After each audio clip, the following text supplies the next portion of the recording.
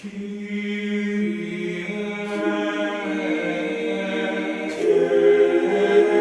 I'm Father Joseph Mary, and welcome back to A Simple Word, where we reflect on the gospel for the coming Sunday. There's a particular species of army ant that's utterly blind. So in order to move about, they sniff the chemical trails left by other ants. The system works incredibly well, as long as the ants are all moving in a straight direction. But when the lead ant starts to loop, bad things begin to happen.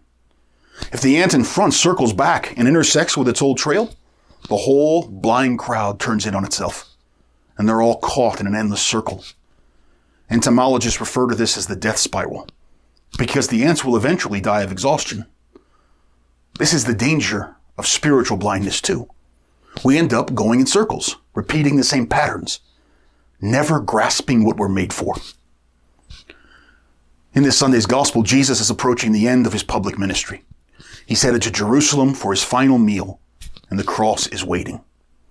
He's passing through the town of Jericho, which is about 15 miles from Jerusalem. The Passover is only days away, and so a huge throng of people are hanging on his every word.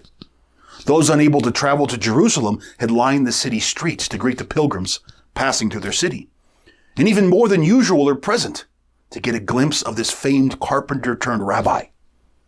Jesus is moving through the crowd, about to depart through the city, when Mark writes, a man begins to call out. But he's doing more than calling out.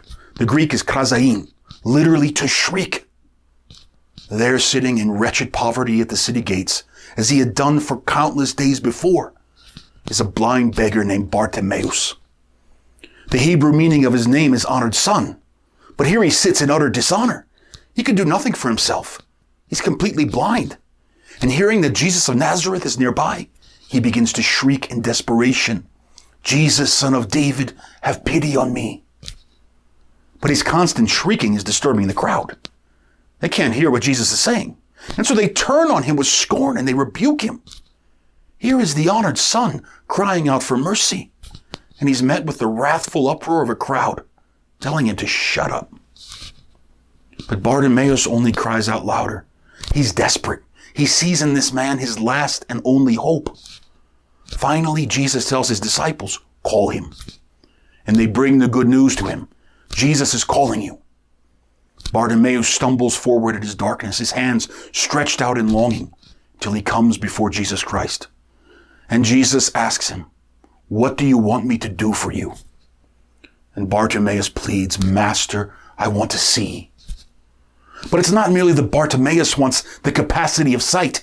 He wants to be free from his wretchedness, of sitting every day in misery, of languishing as a helpless beggar. He wants his dignity. He wants meaning.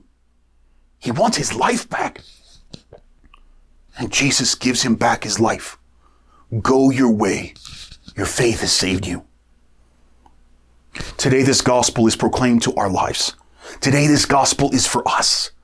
Because often in our lives, we're blind. We're blind to our own pride. We're blind to our envy. We're blind to our judgments. We're blind to our hypocrisy. We're even blind to our own sonship. The fact that we're sons and daughters of God.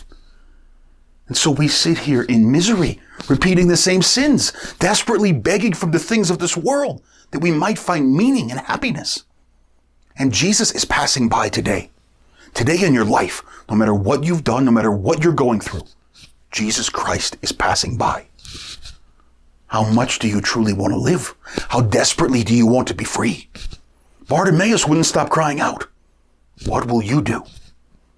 Because Jesus sees you. He's calling to you. He's telling you courage. You're not alone in your darkness.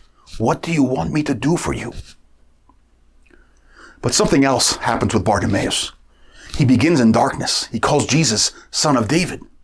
But in this encounter with Christ, he ends up calling him Dominus, Lord. He ends up with his sight and being given his life back, being told, go your way. What does Bartimaeus do with that gift? He becomes a disciple and he follows Jesus on his way.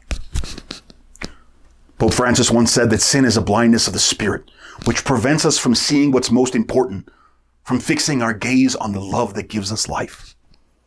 Today, Jesus Christ is passing by. Call out to him in your darkness. He loves you and he wants to give you life. I'd like to end with the words of St. Augustine from his Confessions, because these are the words of a man who was in darkness, but truly found the light. He writes, "You called and shouted and burst my deafness. You flashed, shone, and scattered my blindness. You breathed odors, and I drew in breath, and I panted for you. I tasted, and I hunger and thirst. You touched me, and I burn for your peace." I'm Father Joseph Mary, and thanks for listening to A Simple Word. If you found this reflection helpful, please be sure to like, share, and subscribe. And we'll see you next time.